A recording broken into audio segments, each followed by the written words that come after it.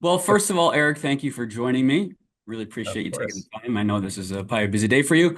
Second, congratulations on the success of the show and more importantly, the third season pickup.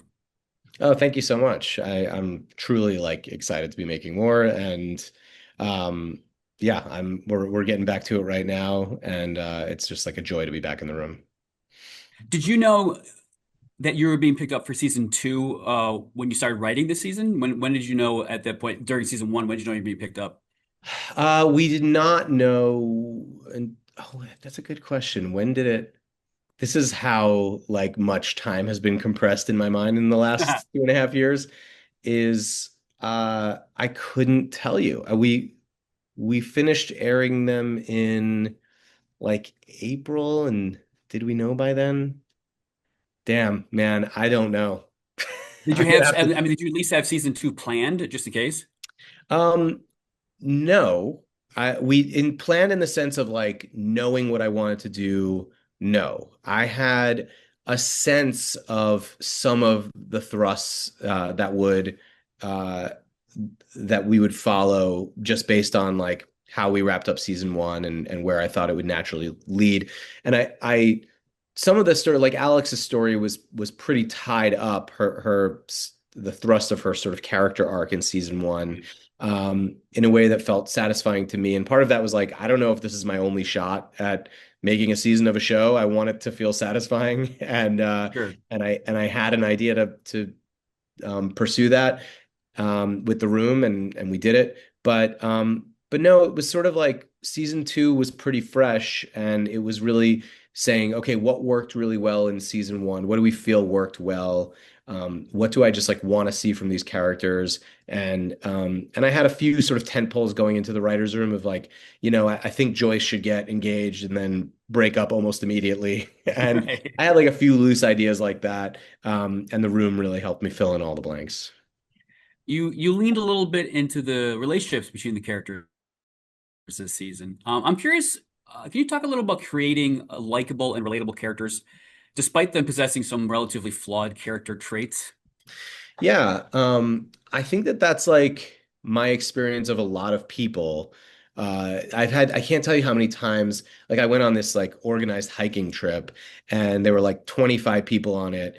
And at first, all I could see was everyone's weird quirks and why I probably wouldn't like them. And by the end of this 4-day trip, I was with my wife. We were crying over leaving all these people that we had Sure. bonded with because it's who knew that this weird, seemingly rude guy was this was the first trip he's ever left his family because he was diagnosed with cancer and realized he had never followed his dream of going on this hike. When you get to know people, you go deep Right. enough, everyone is lovable. That's just my experience of life. So it feels like when you're making a show filled with people who are kind of stuck together every day, the nice thing about being stuck together is they didn't really choose each other. So they might have stuff that really bothers each other, really gets on each other's nerves. But there is underlying that there is some beauty or compassion or something really deep and wonderful about each of them. What was the inspiration for the mockumentary style of the show?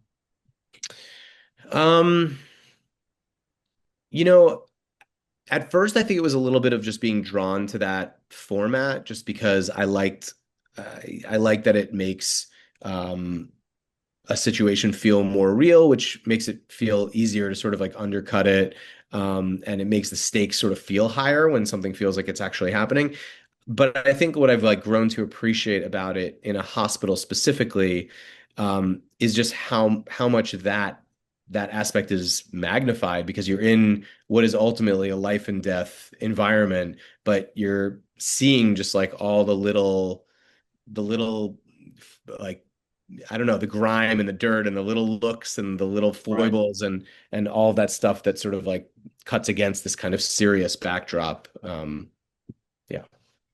I spoke with most of the cast last season, and David Allen Greer told me that he pitched to you the idea of actually seeing a version of the finished documentary when the series is over.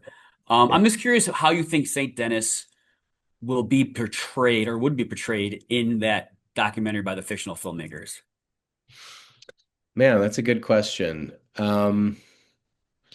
I think that like it wouldn't be I've always like told myself like justified all of the fact that these characters are all interesting. If you find just like a slice of five people, would they be, or six people, seven people, would they be this interesting? Maybe not, but the documentarians chose these people because they were compelling. There was something about them. I feel like if you were following these characters, you'd have to sort of portray them much like the show, which is that there's no denying that there is something super noble and serious and there's like a calling to what they're doing, but most of their day to day is either silly or annoying or funny Right, or right, absurd in some way, which I think is probably close to true for a lot of people who really work in these right. in the healthcare industry. You mentioned focusing on the specific characters. You have focused, you spent a lot more time leaning into the supporting characters this season. I'm wondering if that was a game plan going into the season, or is it something that kind of happened naturally in the writing room?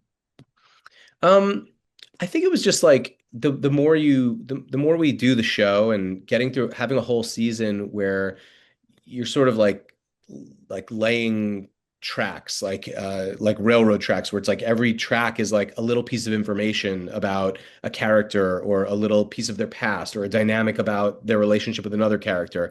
So much of season one is just building that and building that and building that, and then in season two you want to like ride the tracks. You want to be like, okay, like we have all this stuff now, like what can we do with all these characters now that we're really like building on something that already exists.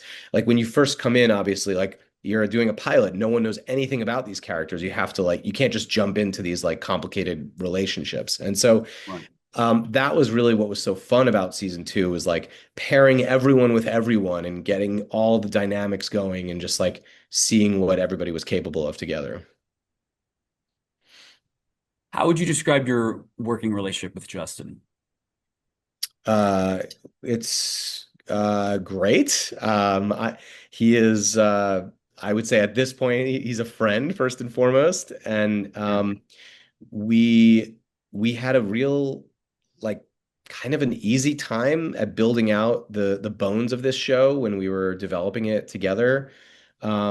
And I learned a lot from him when I was working with him, when I was for him, when I was working alongside him. And now he is sort of available whenever I need him, and he's like just a great supporter and a great writer, and I just have always loved working with him. Josh Lawson told me that Justin is more cerebral and you're more emotional. Would you say that's accurate? Yes, I would say that's very accurate. Except I would add that I'm as cerebral as he is. Of course, of No, course. I'm joking. I think that's fair. Yeah. Do you know what you want out of season three yet? Yeah, it's like a tricky thing where you have to, at least for me, I think you have to like know what you want and be willing to let go of all of it. So I think it's bad to not know anything that you want, Sure. but also not so great to go on being like, I want this and it's going to happen, even if it doesn't make sense. So I have some ideas. Well, thanks again for taking the time, and again, congratulations on the success of the show. I've been really enjoying it. Thanks a lot. So, Appreciate thanks a it. lot. Take care.